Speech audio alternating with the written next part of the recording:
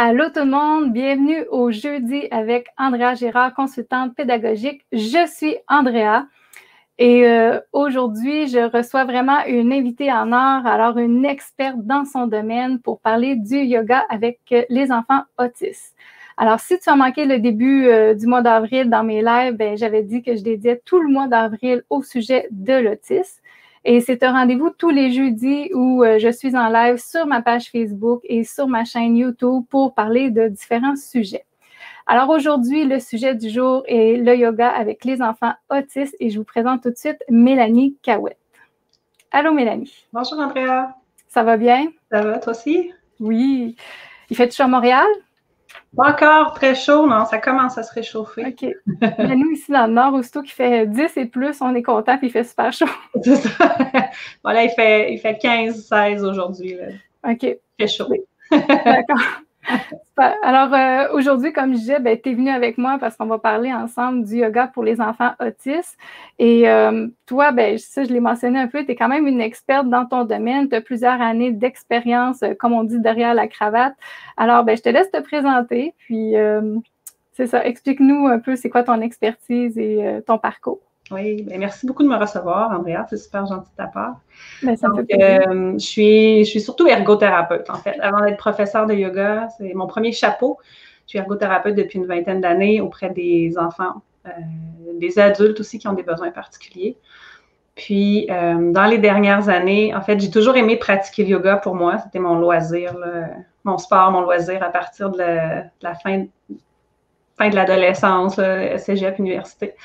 Et puis, j'ai toujours continué à pratiquer pour moi. Puis, à un moment donné, je me suis mis à avoir envie d'essayer des positions, tu sais, naturellement, d'essayer des exercices avec des enfants ou même avec des adultes. À ce moment-là, je travaillais avec des adultes qui étaient en soins palliatifs. Puis, j'avais envie d'essayer avec eux, par exemple, des respirations pour les aider à se sentir bien à la maison, tout ça, dans leur dernier moment de vie. Puis là, j'ai vraiment eu envie d'aller chercher un petit peu plus de connaissances pour utiliser le yoga. Ce qui m'a amené à faire une formation pour devenir prof de yoga. J'étais certaine de jamais enseigner de ma vie parce que je suis une personne assez timide, en fait, qui n'aime pas être le centre de l'attention. Donc, pour moi, aujourd'hui, d'être ici, c'est un petit défi, là. Je monte une petite marche. Oui, il y en a qui te font dire salut, déjà. Allô, tout le monde. Donc, c'est ça, je pensais vraiment pas enseigner, c'était par curiosité, j'avais envie d'en savoir plus sur le yoga, l'origine, les bienfaits, d'aller pousser un peu plus, comprendre comment fonctionne notre corps. Puis, donc, j'ai finalement vraiment aimé ça et j'ai finalement aimé enseigner aussi aux adultes. Donc, je donnais des cours yoga midi aux adultes. Puis, en même temps, en parallèle de ça, je travaillais avec des enfants qui avaient des besoins particuliers. Puis là, je m'amusais à essayer des positions, des jeux qui utilisaient des positions de yoga. Surtout, il y a plusieurs positions en yoga qui sont des positions avec des noms d'animaux. Hein? Donc, j'utilisais ça dans mes jeux avec les jeunes. Puis, je trouvais que ça marchait bien. Ça fait qu'encore poussé par ma curiosité d'en savoir plus, puis d'aller chercher plus d'outils pour travailler avec les enfants puis leur famille. Là, j'ai fait une formation en yoga spécialisée pour les enfants qui ont des besoins particuliers, avec une formatrice qui est aux États-Unis, là, qui s'appelle, sa compagnie s'appelle Asana for Autism and Special Needs, que je recommande fortement si ça vous intéresse. Et là, je me suis lancée à utiliser les stratégies du yoga, donc des postures, des respirations, des relaxations, des exercices inspirés de la pleine conscience avec les enfants, les adolescents, les adultes qui ont des besoins particuliers. Dans mes suivis, des fois en ergothérapie, puis aussi dans des groupes que je faisais à la fin de semaine. Donc, j'ai eu une gang qui venait tous les dimanches avant midi pendant un peu plus que 2 ans faire du yoga des adolescents entre 10 et 16 ans environ, plusieurs étaient autistes. Il y avait un jeune qui était en fauteuil roulant, il y avait un jeune qui était aveugle, il y avait une grande fille dyspraxique. Et puis on avait vraiment beaucoup de plaisir avec ça. Et j'avais beaucoup de demandes. En fait, les enfants, les jeunes adoraient. Les parents étaient super contents parce que pour la plupart, ils me disaient, c'est la première fois qu'on trouve une activité physique qui convient à notre jeune ou à notre fille.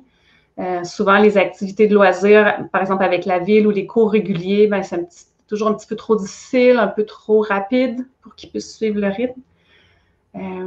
Donc, c'était comme pour plusieurs, c'est la première fois qu'ils avaient du plaisir à faire une activité physique. Donc, ça, c'était vraiment intéressant.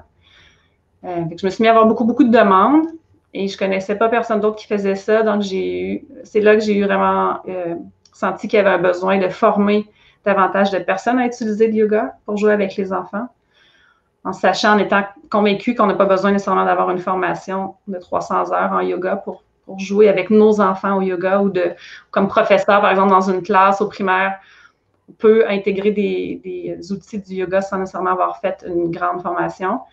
Donc, c'est ce que j'ai construit avec la formation Jouer au yoga. C'est mon bagage de 20 ans d'expérience en ergothérapie, de prof de yoga, mis ensemble pour rendre l'information accessible aux parents, aux intervenants scolaires, aux éducateurs en petite enfance, ergo, physio, orthophoniste, neuropsychologue, psychologue. Donc, c'est vraiment pour tout le monde. Oui, ben c'est ça. Puis il faut préciser aussi, là, on parle, c'est sûr, de l'autisme, vu que c'est le mois de l'autisme. Et on a dit que c'est sûr, tu nous présentes le yoga pour les enfants autistes, mais en fait, c'est aussi pour tous les enfants à besoins particuliers. Et comme tu as mentionné un peu avec ton expérience, tu as vraiment expérimenté aussi le yoga avec des enfants, tu dis handicapés, aveugles. Donc, il y avait aussi différentes particularités qui ne sont pas toujours faciles, là, parce que même handicapé, on parle même de paralysie aussi, que l'enfant n'a pas ses jambes. Mais est-ce que c'est vraiment possible de faire du yoga aussi avec des enfants qui n'ont pas leurs jambes fonctionnelles? Alors, ta formation, c'est pas juste pour les enfants autistes, c'est vraiment pour tous les besoins particuliers, même l'hypersensibilité, le TDAH. Alors, c'est quand même assez large aussi, là. Oui. L'emphase est vraiment j'aborde un peu moins l'aspect des difficultés motrices là, au niveau, par exemple, de la paralysie cérébrale, parce que je pourrais faire un cours juste là-dessus. Il y a beaucoup de particularités par rapport au mouvement, les enfants qui ont de la spasticité, par exemple. Mais dans la formation actuelle, je parle vraiment plus de justement des fonctionnements sensoriels différents, les hypersensibilités, les hyposensibilités, les difficultés d'attention, l'anxiété, les difficultés relationnelles d'attachement, l'autisme, le trouble de coordination ou dyspraxie, les difficultés là, plus au niveau de la coordination motrice. Donc, c'est vraiment ces aspects-là sur lesquels on se concentre avec la formation. Oui. Puis, qu'est-ce qui est intéressant, c'est que tu vas vraiment montrer aux gens que même si c'est difficile, ben, tu sais, il y en a qui vont penser que c'est même impossible de faire du yoga avec ces enfants-là, mais ça va permettre aussi de connecter avec eux, de créer un lien, tu sais, parce que des fois, les enfants autistes, ben, sont un peu dans leur monde, surtout ceux qui ont le TSA, un peu moins l'Asperger, mais c'est ça aussi des fois, mais tu sais, d'aller vraiment connecter avec eux. Puis je pense que tu en parlais parce que j'ai fait la formation aussi, moi, avec Mélanie Cahouette. C'est comme ça que je me suis spécialisée au niveau du yoga pour les enfants à besoins particuliers. Puis c'est ça que j'ai aimé parce que tu nous montrais là-dedans, mais des fois, juste en utilisant le yoga, c'est aussi un moyen de communication pour rentrer en contact avec un autre individu. Puis ça, des fois, on ne pense pas à ça. Tu sais, comme tu disais, même moi, je pense dans ma pratique, des fois, je cherchais à créer un lien avec les enfants à yoga. Je pense qu'il y en a un, en tout cas, tu avais donné comme exemple. Puis tu dis, bon, ben, comment je fais pour le faire progresser? Comment je fais pour aussi créer un lien? Mais à travers le yoga, tu avais réussi à rentrer en relation avec cet enfant-là. Tu sais, je pense que le yoga nous permet, tu sais, pas juste, parce que des fois, on voit ça comme juste des postures, mais c'est pas juste des postures, c'est aussi un moyen de communication. Puis avec des enfants différents, c'est tellement important, justement, d'aller communiquer de façon positive avec eux. Et c'est ça, d'essayer de trouver un nouveau moyen pour rentrer en contact avec eux. Puis d'utiliser notre corps comme façon d'entrer en contact, c'est une façon qui est souvent assez naturelle et plus facilement comprise que les mots. Surtout, je pense aux enfants autistes, et encore plus ceux qui ont des difficultés de langage ou ceux qui n'ont pas développé de langage verbal. Là. Donc, souvent, par le corps, on va se comprendre, ça va être par des regards, par des gestes, par des mouvements. Puis le simple fait de descendre au sol avec eux, s'installer par terre, explorer l'environnement, bouger, explorer notre corps ensemble, ça fait toute une différence, puis ça permet d'entrer en relation. C'est pas tant que le yoga est magique tout seul, mais c'est l'approche aussi du yoga, puis la façon qu'on va le faire qui va faire la différence, en fait, avec les enfants. Oui, c'est là, je voulais justement que tu en reviennes, que tu sais, c'est pas tant dire qu'on fait des postures, qu'on joue au yoga, mais comme tu dis, c'est l'approche. C'est ça. Je pense que la principale, ce qui va faire une différence importante avec les enfants autistes, c'est la curiosité de l'adulte, du parent ou de l'intervenant à aller se mettre dans ses yeux, dans sa tête. Essayer d'aller voir qu'est-ce qui peut se passer, même si on ne le sait pas, juste aller avec une grande curiosité finalement. Puis pour quelques instants, mettre de côté des fois nos objectifs où on a toujours un plan, on veut lui faire quelque chose, on veut lui apprendre quelque chose, on veut lui montrer Mais si on laisse tomber ça quelques instants, puis qu'on essaie de juste aller se connecter, voir qu'est-ce qui est important pour lui. Là, cette semaine, j'ai vu un petit garçon qui est venu à ma salle, puis c'est un petit garçon qui aime beaucoup ouvrir les portes d'armoire, ferme les portes d'armoire. Puis, donc, il ne s'intéressait pas vraiment à mes jeux, puis il ne s'intéressait pas vraiment à venir me voir, à venir jouer avec moi. Je suis allée m'installer à côté de lui, à côté de la porte d'armoire. Puis, je me suis vraiment intéressée pendant 3-4 minutes à qu'est-ce qui est le fun à regarder une porte fermée ouvrir. Puis, c'est vrai que c'est intéressant, finalement, de voir le mécanisme, de voir que la porte elle ralentit. En fait, il y avait comme un stopper qui permettait à la porte de ralentir au lieu de claquer fort. Fait que j'ai regardé ça avec lui pendant quelques minutes. J'en ai parlé. J'ai dit, la penture est comme ça, la porte, elle rouvre comme ça. Puis, il s'est mis à me regarder. Ça a été comme, c'est là qu'on s'est mis à avoir un contact visuel ensemble. Puis, non seulement il y avait un contact visuel, mais après ça, il venait jouer au ballon avec moi. Puis après, il retournait à la porte de l'armoire, puis il attirait mon attention en voulant me dire « Viens voir Mélanie, viens, on va regarder la porte ouvrir, fermer un peu. » On le faisait quelques fois, puis il revenait jouer encore. Fait que c'est cette danse-là, dans le fond, d'aller mettre nos yeux dans les yeux de l'enfant pour essayer de voir c'est beau ce que tu dis. Dans ces petits gestes qui semblent des fois anodins ou pas de sens, ou ces gestes répétitifs qu'on ne comprend pas des fois, d'aller voir, le faire avec eux. Qu'est-ce qui est intéressant à bouger de cette façon-là? Qu'est-ce qui est le fun de faire ça avec nos mains? C'est quoi qu'on peut sentir? Puis ça leur permet vraiment de faire cette déclic-là, commencer à connecter avec nous.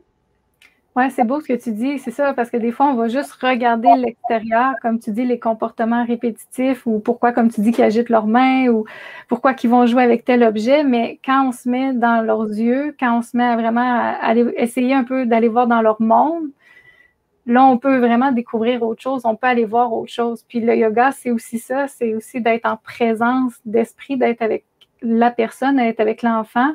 Et toi, ben, dans ta formation, c'est ça qui est le fun, c'est pour tout le monde, là, pas juste pour des spécialistes, pour des parents aussi, pour dire, bon, ben, on va essayer d'aller voir c'est quoi qui se passe dans les yeux de mon enfant, d'aller l'observer, prendre du temps d'être avec lui.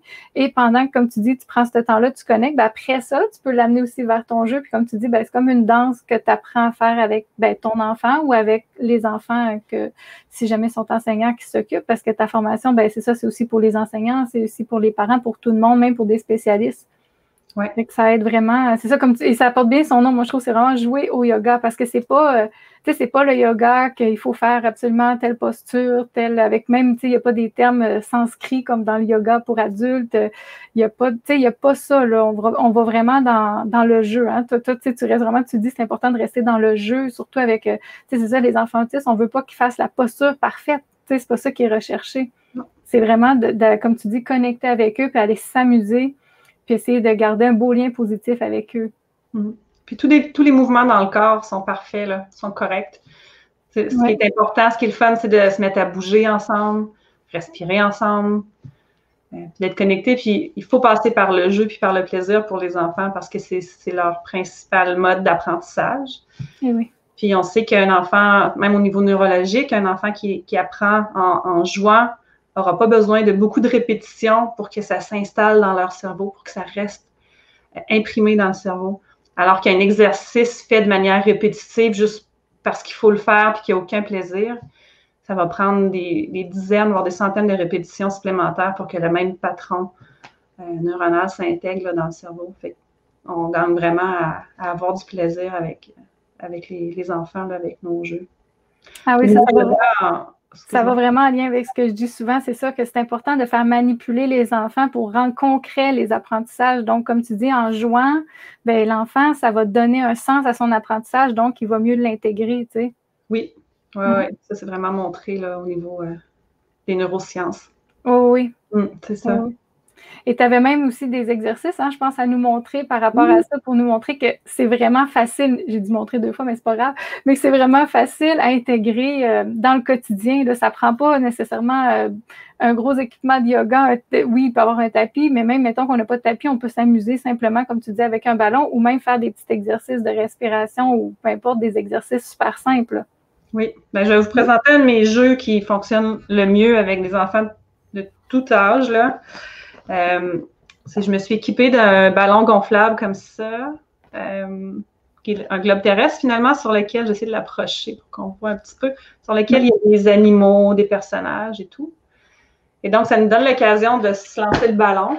Et quand on l'attrape, on peut choisir ou piger au hasard un animal sur le globe. Donc là, j'ai mis le doigt sur la Chine et il y a un panda. Donc, personnellement, je ne connais pas de position du panda en yoga. Je ne sais pas. Peut-être qu'il en existe une, je ne la connais pas. Mais ça ressemble à quoi? Ça ressemble à un ours. Puis en fait, ce que je dis aux enfants, c'est de quoi ça pourrait avoir l'air un panda aujourd'hui dans ton corps. Et là, je laisse aussi place, dans le fond, aux enfants à trouver comment ça peut s'installer un panda. Donc, un panda pourrait être à quatre pattes, un peu comme un chat, finalement. Un panda pourrait être couché sur le dos, les pattes en l'air. Je pourrais faire un panda comme ça sur ma chaise, assis, faire semblant que je tiens du bambou puis que je grignote mon bambou. Donc, ça permet aussi, peu importe les capacités physiques de chacun, de trouver une façon de faire cet animal-là dans leur corps. Puis avec le ballon, bien, en fait, souvent, on est capable de faire une dizaine, des fois une vingtaine de positions en se passant le ballon chacun notre tour, puis en faisant, il y a des positions qu'on reconnaît plus en yoga, par exemple le flamant rose, où on va se tenir en équilibre sur une jambe, la girafe, où on peut écarter les jambes puis se pencher la tête vers l'avant. Toutes sortes d'animaux, là, un poisson, la baleine. Donc, c'est vraiment un des jeux qui fonctionne le mieux puis qui rend ça super accessible là, à tout le monde. Mais comme tu dis aussi, tu les laisses beaucoup libres. Tu sais, c'est pas non plus tout le temps des postures imposées, de dire faut faire ça, imitez-moi. Puis ça serait difficile un peu aussi des fois avec les enfants. Tu sais, je pense, ben c'est sûr, tu as eu plus d'expérience, mais quand on voudrait trop imposer puis dire faut vraiment que ça ressemble à telle posture, donc des fois les laisser libres de s'exprimer. Puis c'est bon, comme tu dis, montre-moi à quoi ressemble le panda aujourd'hui dans ton corps. Donc ça les ramène aussi dans le moment présent qu'on est aujourd'hui là et comment que l'enfant se sent aujourd'hui pour se connecter avec ses émotions. Oui. Les laisser prendre un peu contrôle du jeu. En fait, j'ai appris énormément des enfants en faisant ça. Il y a plusieurs jeux, positions que j'aurais jamais pensé, mais que les enfants m'ont fait découvrir, en fait, en jouant. Et que souvent, par exemple, un enfant va faire une position, va faire le panda comme il veut le faire dans son corps aujourd'hui. Je vais l'imiter pour faire cette connexion-là ensemble. Montrer que je fais la même chose que lui, que je m'intéresse à comment il fait les choses. Puis après, peut-être, je vais lui dire, ah, regarde, on pourrait faire aussi ça comme ça. Disons que j'ai envie de lui faire prendre une position à quatre pattes parce que c'est quelque chose que j'ai envie de travailler avec lui. Donc, il va y avoir encore cette danse, un échange. Je fais comme toi, tu fais comme moi. C'est quoi ton idée? S'il y a plusieurs enfants, mais c'est pareil. Tout le monde, on fait comme Julie, tout le monde, on fait comme Simon, tout le monde, on fait comme Maxence, tout le monde, on fait comme Eliane. Ah oui, puis ça, c'est super pour l'estime de soi. Si un enseignant veut refaire ça dans sa classe, comme tu dis, parce que oui, on peut le faire individuel avec son enfant, mais dans la classe, tu sais, tu prends un enfant, comme tu dis en exemple, bon, c'est lui qui a tel animal ou peu importe, ou que choisit de dire aujourd'hui, on va faire la marche du chat ou on va imiter un chat, ben ça l'amène aussi les autres, quand on dit on fait tout le monde comme Philippe, exemple, ben, ça va augmenter aussi l'estime de l'enfant. Donc, c'est une belle manière de travailler l'estime d'un enfant. C'est une belle manière aussi d'intégrer les enfants différents en classe parce que des fois, on ne sait pas comment les intégrer ou comment les valoriser. Puis, ça peut être aussi, comme je disais, c'est un moyen de communication, hein, de jouer au yoga avec les enfants. Donc, c'est un beau moyen justement pour rendre une communication positive dans sa classe puis créer des beaux liens. Oui, tout à fait. Ouais. Un autre moyen de supporter beaucoup, un autre de mes trucs là, pour supporter le yoga avec les enfants qui ont des besoins particuliers, surtout ceux qui sont autistes. Je me suis fait des cartes de yoga. Je vais essayer de vous montrer ça. Ma caméra est comme à l'envers. Okay. Oui, le sphinx. Ça vaut vraiment la peine d'avoir un support visuel, en fait. Je me rends compte que ça fait toute une différence dans la capacité, même physique, à imiter les postures. Puis à suivre une séquence aussi. Donc, si par exemple, là, je me suis choisi des postures de yoga simples, pas besoin d'aller compliqué, là. Je prends par exemple la vache, le chat avec le dos rond. Je peux prendre la grenouille accroupie. Être assis en tailleur, les jambes croisées. Le sphinx, couché sur le ventre, en appui sur les coudes. Puis quoi d'autre? La montagne. et le chien, par exemple. Okay. Et cette petite séquence-là, je pourrais la mettre en ordre devant nous, devant l'enfant, pour lui expliquer, voici les 3 ou 4 positions qu'on va faire ensemble aujourd'hui. Donc, ça lui donne une notion de temps, c'est ce qui s'en vient, c'est ce qu'il y a à faire. Puis, c'est vraiment facilitant pour imiter. Parce que plusieurs enfants autistes, adultes autistes, ont beaucoup de difficultés au niveau de l'imitation physique, au niveau de la coordination motrice. Et ils vont souvent avoir besoin d'un petit peu plus de coaching, de coaching moteur, c'est-à-dire de décortiquer en étapes très simples ce qu'ils ont à faire pour se rendre dans une position précise. Fait qu'il faut prendre un peu plus notre temps. Ça prend du support visuel. Et que c'est super le fun de faire des photos de votre enfant aussi, parce qu'il peut se voir sur les photos. C'est le fun, c'est son jeu de cartes à lui. Sinon, il existe des jeux des cartes de yoga qu'on peut acheter, là, ou des livres. Il y a Peda Yoga qui a beaucoup de jeux, de jeux de cartes ou des petites cartes ou des grosses cartes, des images. Puis sinon, toi, tu les offres maintenant, me semble, dans ta formation. Moi, j'étais dans tes débuts, me semble, de formation, que tu commençais à passer justement à nous les offrir. Puis je pense après ça, tu avais renvoyé des images de posture. Mais maintenant, je pense que tu les offres, hein, tes images que tu nous as montrées là. Que je vous ai montrées, oui. Oui, c'est ça. Fait que les personnes puissent avoir un kit de départ, là, qui est pas parfait, qui est noir et blanc, qui est fait maison, mais pour montrer aussi que c'est facile d'en faire, ça coûte rien, qu'on peut s'en faire nous-mêmes à la maison. Oui. Oui, puis les enfants sont fiers aussi quand ils se voient, quand on les prend. Moi, j'ai pris les miens aussi en posture, puis ils sont vraiment fiers de dire « Oh, wow, j'ai réussi à faire telle posture, j'ai fait ça. » Ça les rend fiers quand même. Mais c'est vraiment bon ce que tu dis au niveau du support visuel. Puis, je pense que j'en avais parlé même dans mon live avec Valérie Jessica Laporte, que justement, ça favorise les apprentissages parce qu'en plus, les autistes, ils ont une bonne mémoire visio-spatiale, si je ne me trompe pas là, des termes. Puis c'est ça, donc ça leur prend une image pour aller vraiment se créer une image dans leur tête pour toujours rendre concret l'apprentissage, parce que les autres, on est dans l'abstrait, ça ne connectera pas avec eux autres, ça ne fait pas de sens. Donc, plus c'est concret, comme tu disais, plus qu'il y a une image, ça va vraiment les aider encore plus à aller se mettre dans la position. Et comme tu dis, de prendre le temps. Moi, j'ai trouvé que c'était des bons conseils. J'espère que les gens ils ont porté attention à ça, que prendre le temps d'expliquer la posture, de ne pas juste dire, bon, ben fais comme moi, puis on se met dans la posture du chat, 4 pattes, puis le dos rond. Ben non, on prend le temps de même juste des fois dire, mets ton genou là, ou même tu avais déjà dit donner des repères, hein. Soit de mettre un bloc, quelque chose, ou mettre un X à terre, dire viens mettre ton genou là, viens mettre ton autre genou là. Donc, ça leur donne des repères spatials dans l'espace, vu que c'est difficile pour eux. Et après ça, ça va être plus facile d'aller prendre la posture qui est semblable, mettons, au chat. Et ça va vraiment aider l'enfant, justement, à se rapprocher de la posture, si on veut, désirée. Mais comme tu dis aussi, de mettre plusieurs images l'une à côté de l'autre, ben, ça va les aider à se planifier parce que les autres ils aiment ça aussi, savoir d'avance qu'est-ce qui va arriver. Tu sais, ça les rend très insécures. Donc, ça les aide à se planifier dans la séance de jouer au yoga et ça les aide à savoir qu'est-ce qui va venir après. Savoir aussi qu'il y a une fin, hein, les autres aussi, ils aiment ça. J'en avais parlé avec Valérie, les autres, ils aiment tout ça, de savoir qu'il y a une fin aussi à l'activité, que ça ne durera pas non plus 2 heures. Donc, ils vont savoir que rendu là, ils vont finir l'activité de jouer au yoga. Puis après ça, ils vont pouvoir retourner des fois, comme on disait, soit à jouer avec des portes ou avec leurs mains ou à faire autre chose. Là. Donc, ça les aide un peu aussi à se concentrer un petit peu plus pour l'activité de jouer au yoga. Oui.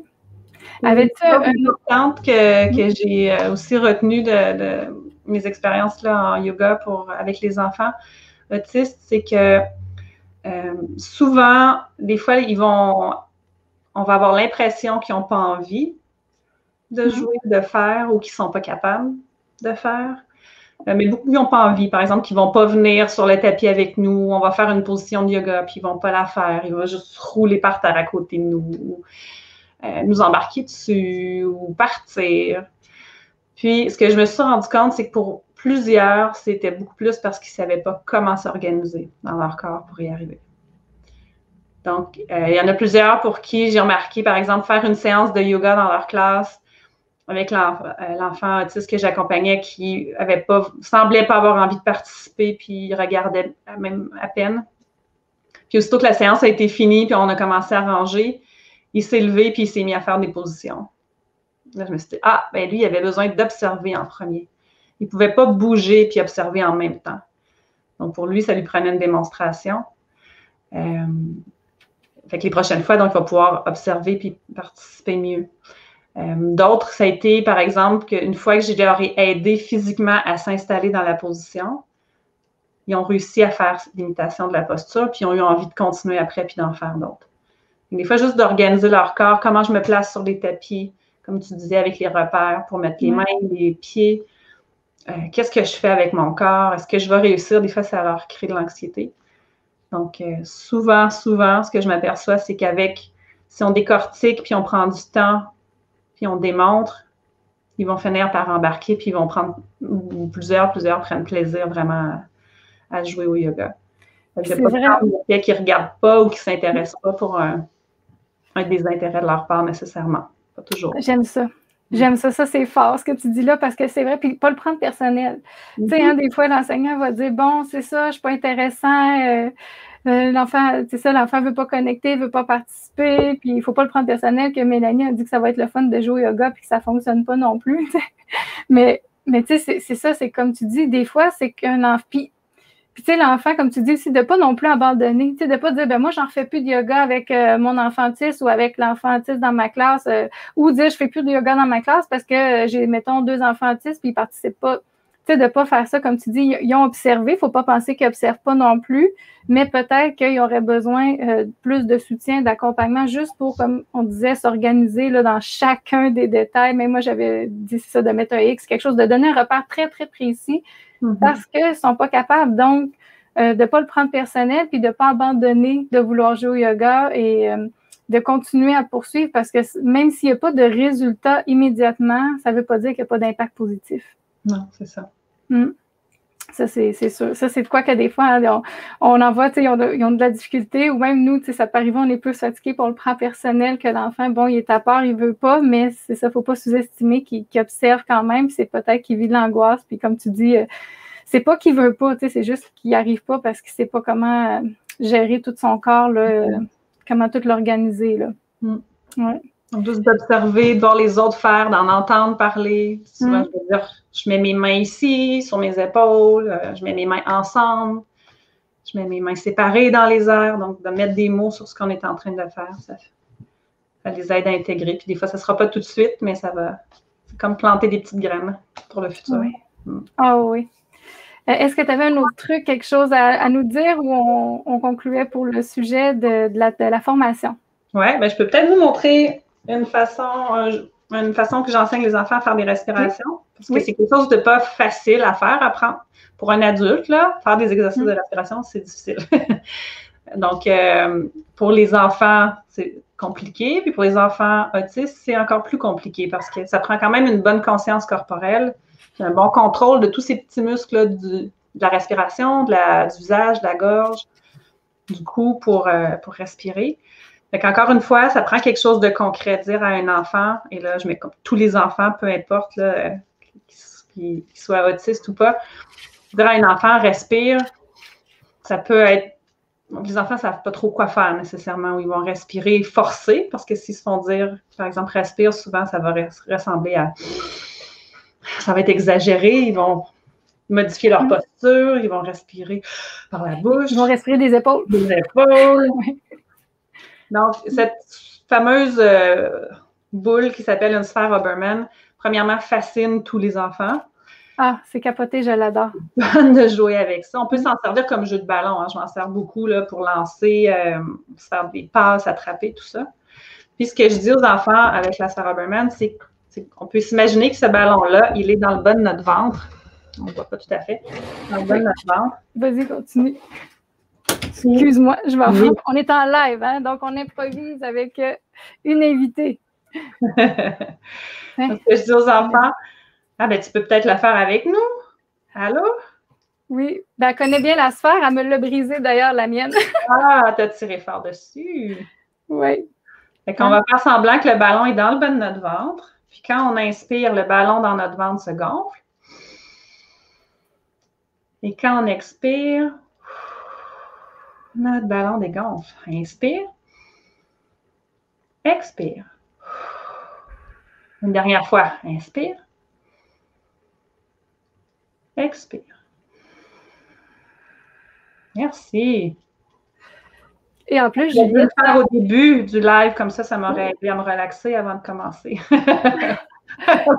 Oui, on aurait pu, oui, parce que c'est vrai, c'est hyper relaxant. Puis moi, ce que j'ai aimé quand tu nous l'avais présenté, c'est là que je l'ai connu, puis je m'en suis procuré après, et que je vais devoir m'en procurer d'autres, vu comme ma petite, elle l'a brisé, mais c'est pas si pire, c'est une branche qui est brisée, donc ça se conserve encore assez bien. Encore, c'est bien. Mais moi, ce que j'avais aimé, comme tu dis, c'est que ça rend concret la respiration, on la voit vraiment, parce que quand on inspire, on voit qu'elle gonfle, puis on le voit, si notre respiration est courte, là, la boule va comme faire... ça va juste, c'est ça. C'est là que les... Ouais, ben moi, c'est ça, mon garçon, il faisait des respirations assez courtes, pas profondes. Fait que là, c'est sûr qu'il s'est rendu compte avec la sphère. Il dit, voyons, il dit, elle se rend pas loin, mais c'est parce que c'est ça, ta respiration, il faut que tu inspires encore plus profondément. Puis avec la sphère, c'est là qu'il a vraiment appris à aller plus loin dans son inspiration et aller plus loin dans son expiration. Ah, elle est allée la chercher, sa sphère. Wow, t'en as une aussi! Oui, cool. C'est ça. Ben, c'est vraiment intéressant. Et Juliette, c'en est une enfant qui a la difficulté, comme on disait, à avoir de la conscience dans son corps, là. Donc, elle a la difficulté beaucoup avec sa conscience corporelle. Et ça, c'en est un exemple. Elle adore ça. On voit, elle l'a brisé. Donc, elle joue. Tu sais, d'un côté, c'est positif. Même si un enfant brise le matériel, ça veut dire qu'elle l'utilise, qu'elle en a besoin, elle joue avec.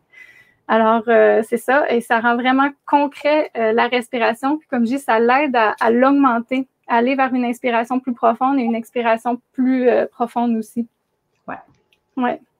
En tout cas, moi, j'ai trouvé ça génial. De faire ça avec nos enfants, merveilleux.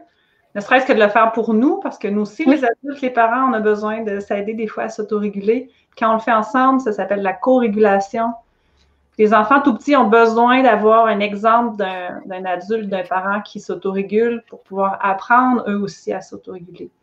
Dans les premières années de vie, même jusqu'à environ 7 ans, c'est surtout par la co-régulation que les enfants vont apprendre à ajuster leur niveau d'éveil, à se calmer ou à s'éveiller quand c'est le temps de se réveiller un petit peu plus puis de s'activer.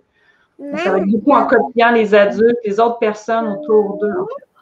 Donc, si nous, on prend 3 respirations, ça a aussi un effet sur notre enfant, même s'il ne le fait pas avec nous. C'est ça qui est merveilleux. Donc, tu conseillerais beaucoup aux parents, comme tu dis, en bas de 7 ans, de le faire avec leur enfant à la sphère, exemple. Oui. OK. Oui, parce que c'est pas... Ils peuvent le faire par eux-mêmes, mais vraiment parce que si nous, on en ressent les bienfaits, les enfants vont le ressentir aussi, puis ça va avoir un impact sur leur bien-être. Oui. Ah oui, c'est vrai. Puis ça peut être, comme tu dis, là, ça peut être intéressant de le faire en même temps que son enfant. Et sinon, ben nous, on le faisait aussi un après l'autre en se le partageant assez ensemble.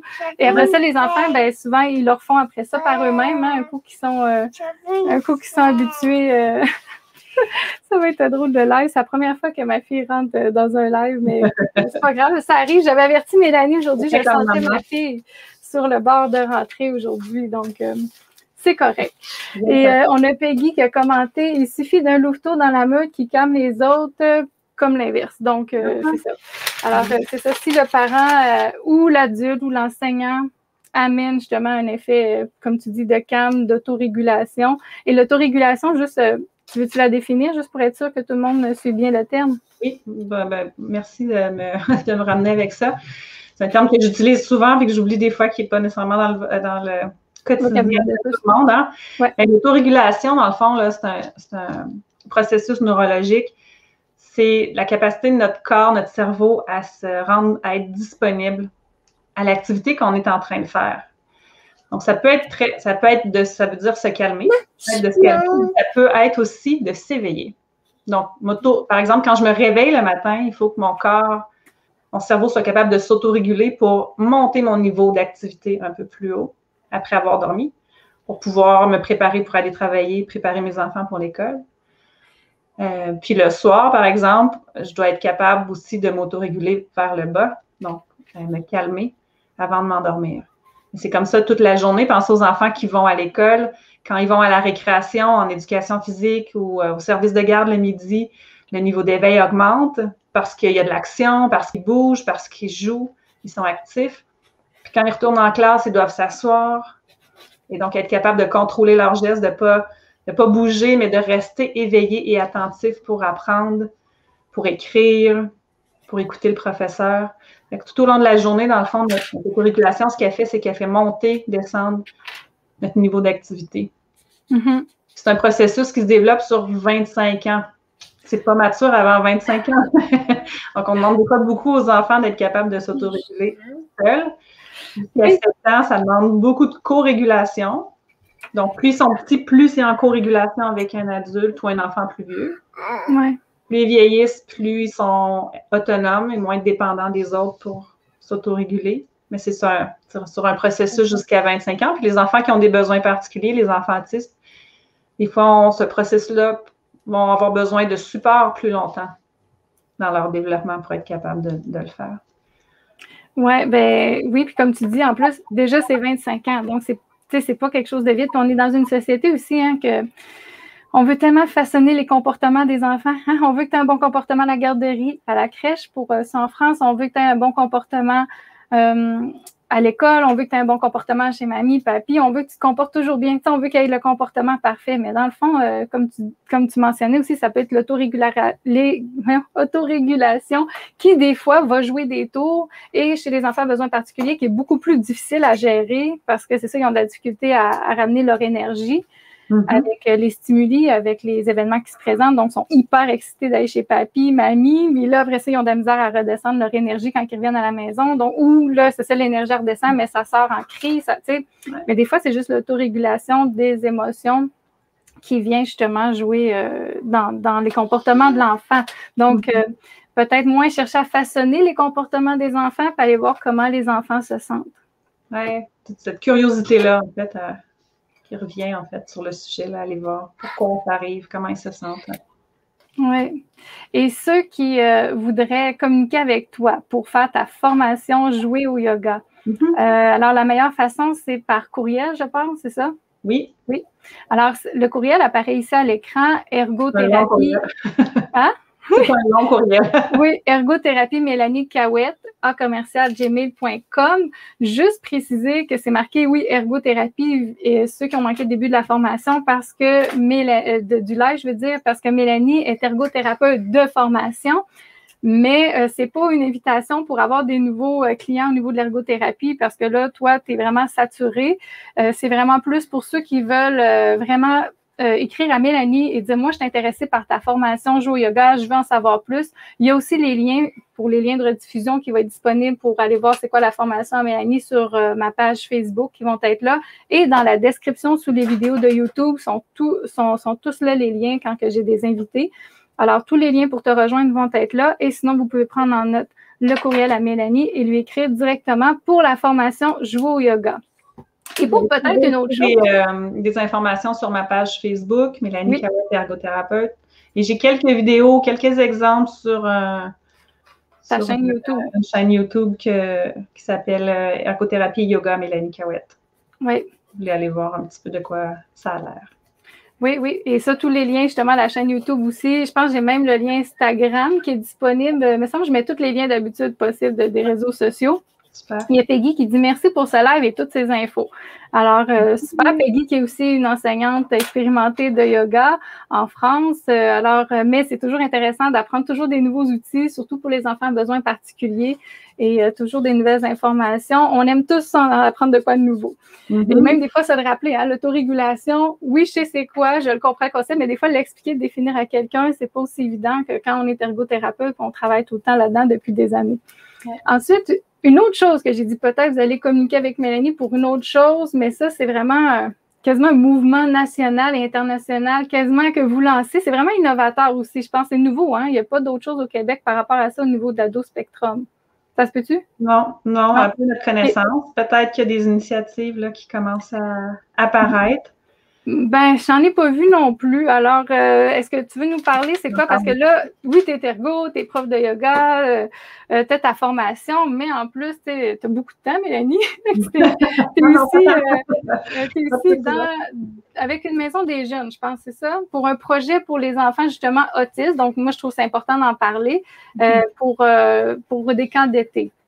C'est ça. En fait, l'organisme avec lequel je travaille, moi, je m'occupe de la programmation à cet organisme-là qui s'appelle Ado Spectrum, est un tout nouvel organisme fondé cet hiver par un groupe de parents d'adolescents autistes qui, en fait, voient leur enfant arriver à l'adolescence, intégrer le secondaire l'année prochaine, et s'aperçoivent qu'il n'y a pas beaucoup de support, voire pas du tout pour ces ados-là. Principalement, on s'intéressait aux adolescents autistes qui sont, par exemple, dans les écoles secondaires régulières, qui sont en classe régulière ou de difficultés d'apprentissage et qui n'ont pas beaucoup de support là, au niveau, justement, à l'école, au secondaire. Ici, il n'y a pas beaucoup d'aide au niveau des enfants autistes qui apprennent bien, mais qui ont quand même des défis au niveau des habiletés sociales, au niveau de la communication, au niveau de l'autonomie. Fait que nous, on voulait créer un lieu d'abord où ils peuvent se retrouver, se faire des amis, un lieu où ils peuvent être qui ils sont complètement, apprendre à se connaître, puis développer leurs forces, développer leurs intérêts, leur donner des opportunités aussi de faire des activités en dehors de la maison, en dehors de l'école, parce que ce sont souvent des jeunes, comme ils vont avoir des fois de la difficulté à avoir des amis, ne vont pas nécessairement participer beaucoup au parascolaire de l'école, n'auront pas de petits jobs là, à l'adolescence comme d'autres jeunes pourraient avoir, par exemple. Donc, ils vont se retrouver au cégep, à l'université, avec des bonnes capacités intellectuelles à apprendre, mais avoir plus de difficultés des fois à intégrer des stages, le milieu de travail plus tard, parce qu'ils vont pas avoir eu toutes ces étapes-là dans leur développement à l'adolescence qui leur permettent d'expérimenter, planifier une activité, prendre le transport en commun, se rendre à un endroit, téléphoner pour demander de l'aide, aller faire des courses à l'épicerie, donc apprendre à se déplacer en ville, avoir des amis. Donc, c'est vraiment pourquoi on voulait développer un lieu. Puis, on a eu la chance de pouvoir se joindre avec la Maison des jeunes d'Outremont, qu'on trouve vraiment cool parce que c'est le lieu des ados de ce quartier-là, à Montréal.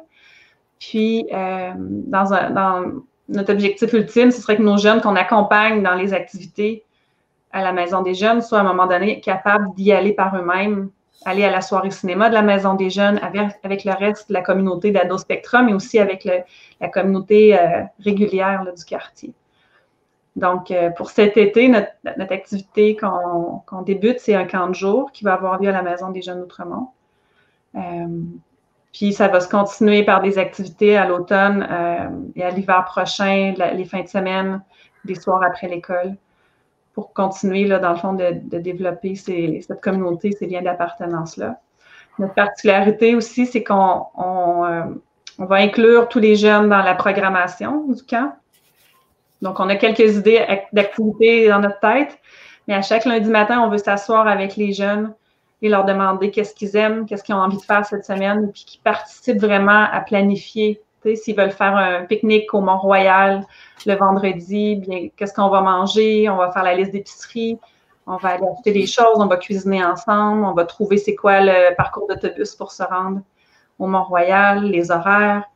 Donc, qu'ils soient vraiment partie prenante du processus pour développer ces capacités-là, en fait, d'autonomie. Là, Ben oui, qui va les rendre autonomes, même à fonctionner dans la société. Là. C'est ça. Donc, mais faire un beau projet. Moi, je suis vraiment excitée de travailler avec cette équipe-là. Puis, on espère, dans le fond, que ça va faire des petits. Puis que là, on commence dans un quartier.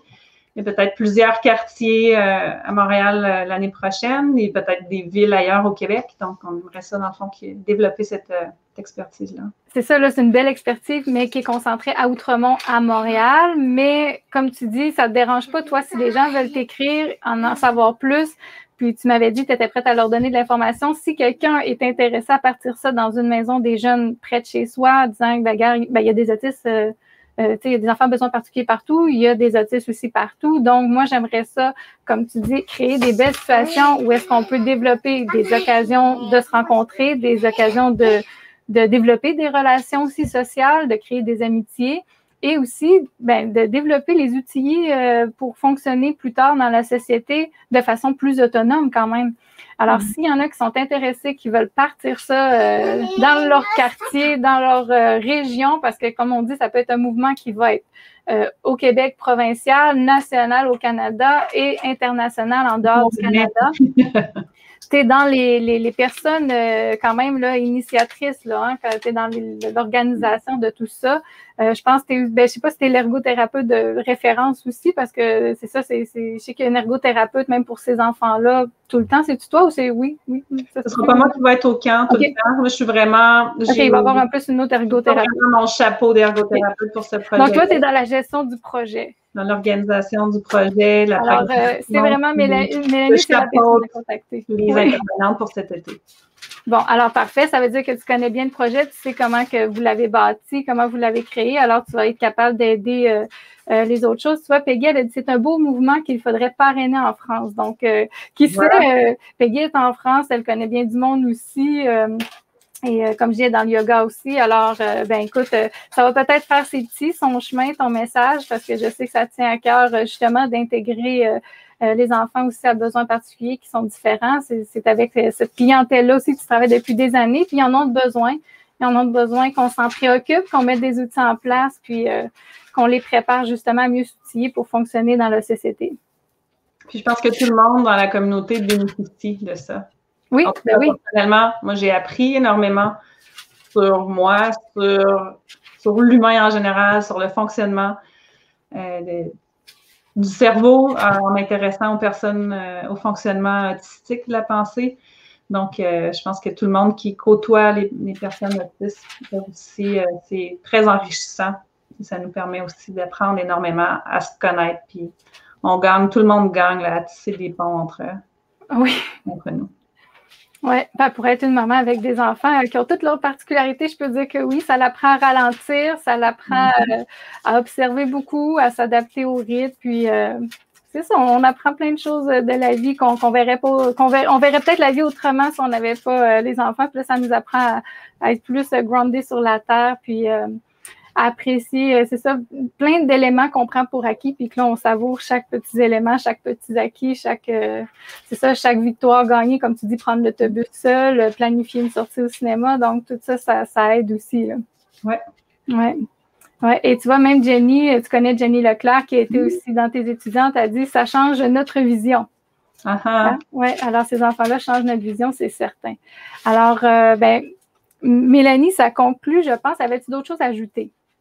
Non? C'est tout pour moi, oui. OK, c'est tout pour toi. J'espère que ça ne dérange pas trop. On a débordé dans ton temps, mais comme je t'avais dit en live, des fois, on se met à parler, puis ça déborde souvent. Oui. Parfait pour moi. Oui, ça va vite quand même. Il y a beaucoup de choses à dire, puis on pourrait en parler vraiment longtemps, mais écoute, on se reprendra l'année prochaine. Alors, avec plaisir. Merci Mélanie d'avoir été présente. Ceux qui veulent contacter Mélanie, vous avez l'adresse courriel, vous avez tous les liens aussi sur les liens de rediffusion. Mélanie, nous on se reparle, fait que quitte pas. OK. On se reparle dans pas long. D'accord? Merci tout le monde d'avoir été là. Au plaisir.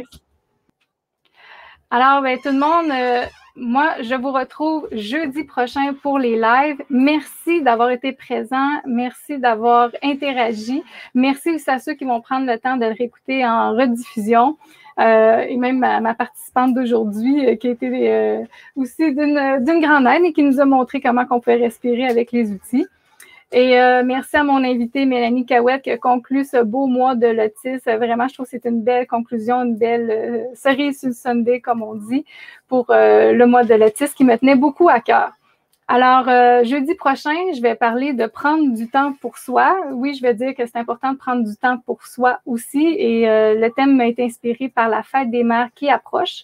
Mais prendre du temps pour soi sans se culpabiliser, même si on n'en prend pas. Alors, on va parler ensemble de ça. Jeudi prochain, c'est un rendez-vous, 14h, heure du Québec et 20h, heure de France. Au revoir tout le monde. À la prochaine.